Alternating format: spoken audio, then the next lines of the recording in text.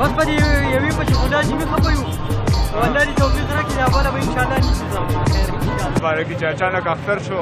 یاره اختر شو او اختر ته مالدار د غریبانانو اختر هېڅ اختر نه دی لکه ګوره د نه د چا جامې شته نه څه دغه شته نه څوک پیدا راغلی دی چې دومره مهنګایي ده حالات ډېر خراب دي دې ته اختر مه وایه چې یو بازار به بازارونه بني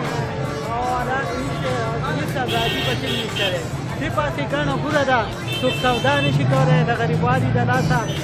که مټۍ ده هغه ځان سره د اسمان سره خبرې کوي که بسکټ دي هغه د اسمان سره خبرې کوي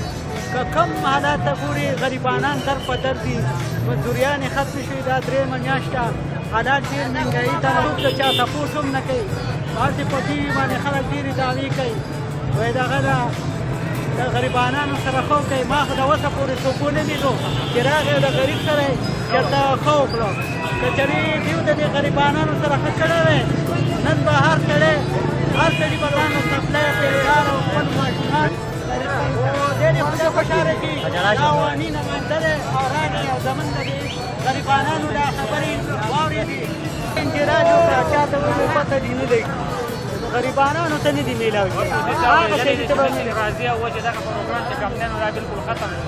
څنګه ختم شو تاسو خو وعده کړوه که نه چې هر غریب ته به دا حق میلاویږي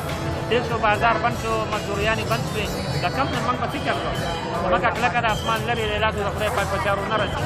او د ګاډۍ مزدوران کله کاري کله نه کله بازار بند کله وړو سره اغوستي دي که نه اختر لپاره څنګه یاره په خدای دې یقین چې موږ د اختر دپاره هېڅ شی هم دا نه دی اخیستی موږ په انتظار یو چې څوک مالداره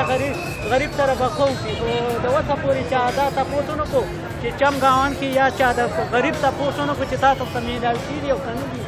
او نه د چا څوک خبره دا زمونږ څنګه وزیر اعظم دی چې لکه هغه سړي ته 12000 روپۍ میلاو شوي دي چې د هغه ورته سره څه ضرورت نه وي ښه مالداره سړي ته میلاو شوي دي غریب سړی سېزلی دی ختم کړی دی بس غریب سړي ته دا ګوره دا پکار دا ده یا موږ ته میلاو شوی موږ په خپلو بچو له جامه پیزار کړو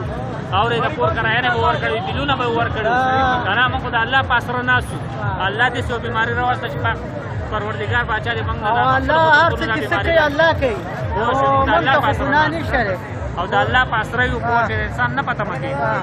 ګناه دا پیسې هغه چا ته میلاو شوي دي چې د هغه ورته سره څه ضرورت نه و کم مالداره دی هغه ته میلاو شوي دي چې غریب سړي ته نه دي میلاو شوي